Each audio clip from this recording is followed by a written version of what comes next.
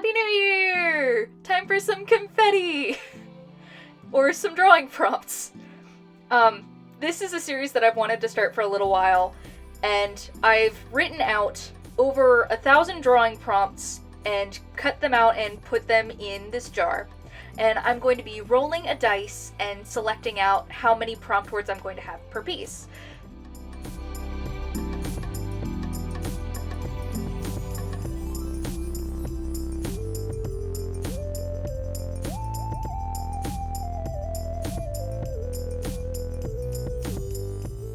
So the words I picked today are dart and magic.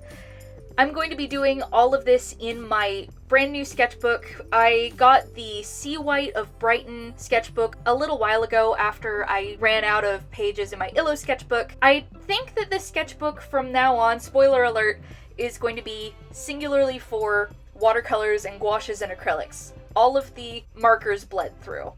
I would be doing this series in my B Paper Mixed Media sketchbook, but since starting it in November, I'm already over halfway through.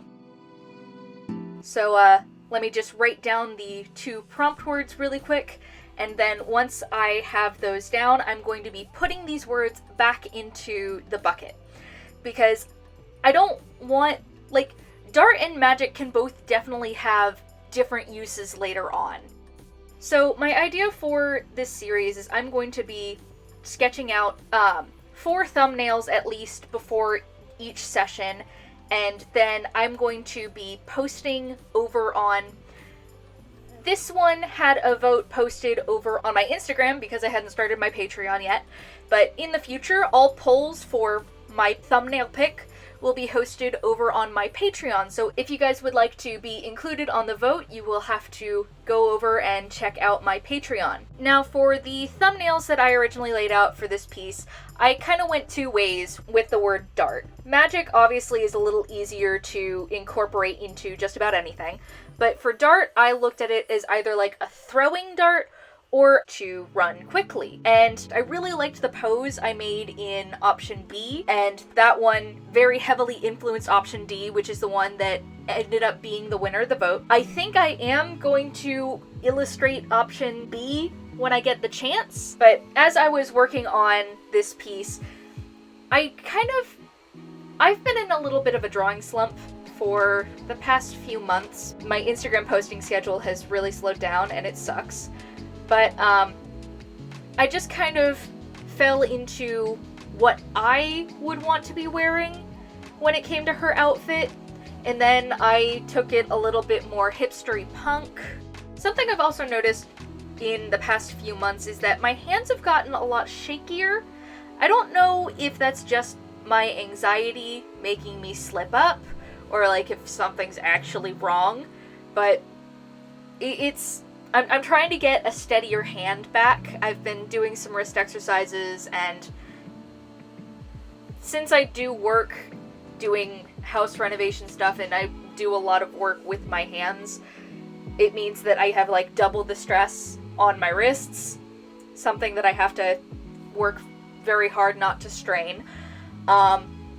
Since I also sew and draw and write and play video games.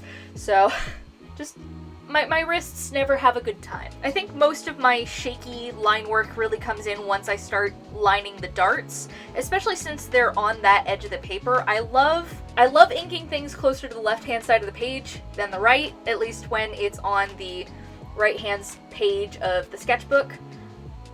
I also think that I'm a little bit spoiled by the B Paper Company sketchbook. That one's the 9x9, and I got this sketchbook in the 8x8, so that way it would have been closer to the Illo sketchbook because I bought it when I was trying to replace it. And now I'm just spoiled by the extra inch in one direction and technically only a half inch in the other direction because the B Paper Company has the binding in it.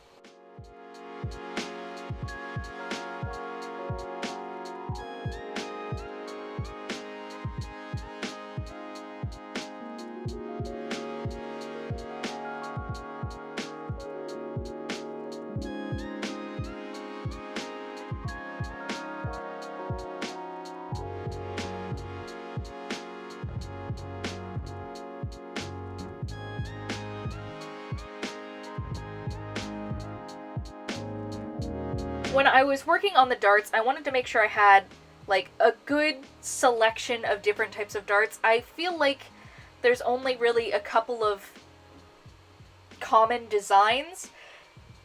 I wanted to mix in a few ones that didn't exactly make sense. Like, down towards the bottom, one of the bigger ones ends up becoming a narwhal. And right near it, there's one that's shaped like an ice cream cone, which I should have made the actual cone part the point.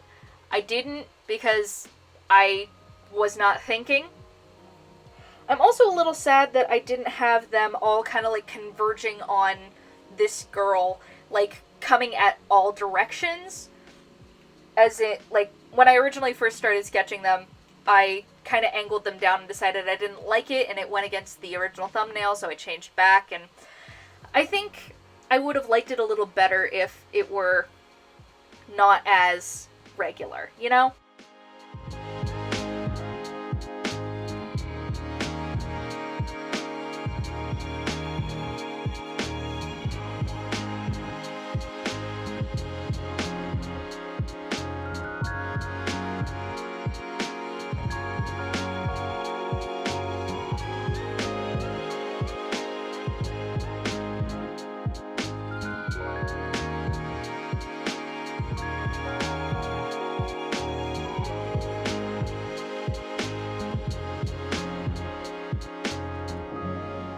As I was initially getting into coloring for this one, I realized that going in with markers was a horrible mistake. I have never had a problem with bleeding from my Copic markers. Well, okay, that's not true. I had a problem with bleeding with my Copic markers back when I was only using a Strathmore drawing paper, and that's because Strathmore drawing paper is meant to handle graphites and charcoals, and that's it.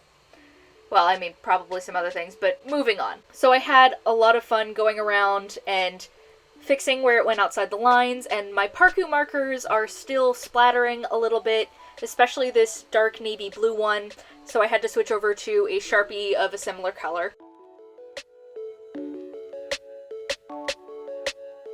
Since I went really close to home on how she dressed, I wanted to kind of step outside of my comfort zone on the colors I picked. I recently bought this set of neon Sharpies, and I figured that it was finally time that I actually grabbed for them. I should have made her pants just all neon pink. I have really wanted for a while to get half black, half white jean shorts, but...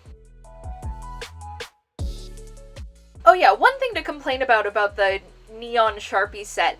The neon yellow that I used for her shirt is absolutely not neon yellow. So I had to go into my highlighters collection and start kind of filling out my bright colors there. Like, you can see the B-shaped dart is actually colored with the quote-unquote yellow neon Sharpie, whereas the yellow around it is done with a Sharpie brand highlighter yellow. I've been meaning for a while to do a challenge where I color with nothing but highlighters, but I'm terrified of bright colors. They just never work out for me. So I've been pushing it off for a while, and I spent a lot of time double checking that I wasn't bleeding through the paper.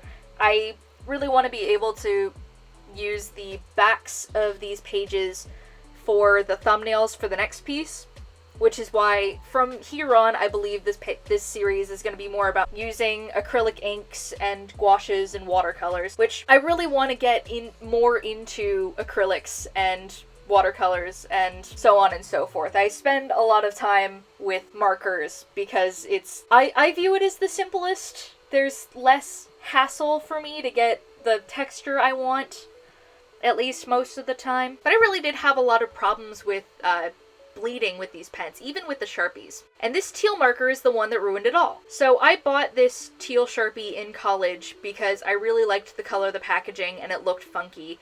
And then that was the only Sharpie that left this kind of like petally texture. I don't know why it's just that one, but I wish that I would have gone for some of the other highlighters I have. The purple one, I guess, is too a little bit, but it's definitely to a lesser extent. Like, as soon as I picked up that blue one, everything just kind of started going downhill for this piece.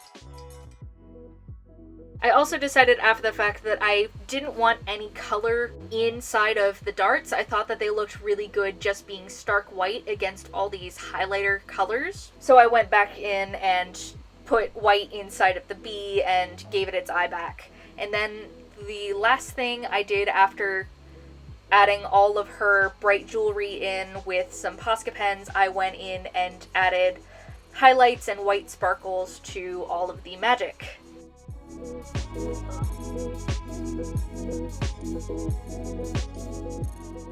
In the moment, I really couldn't see it that well, except against the teal and the purple, but I think it is necessary, because otherwise it just looks like there's a whole bunch of random bands of color chasing after her.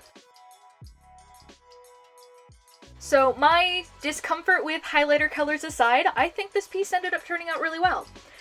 2020 is going to be a year of me facing my art fears and stepping outside of the box and drawing prompts, because at this point in my life, I can apparently only draw things when I have prompts. The random character design prompt series is all well and fun, and I encourage anybody who would like to challenge themselves with that to go ahead and give that one a try. I will link that video up above.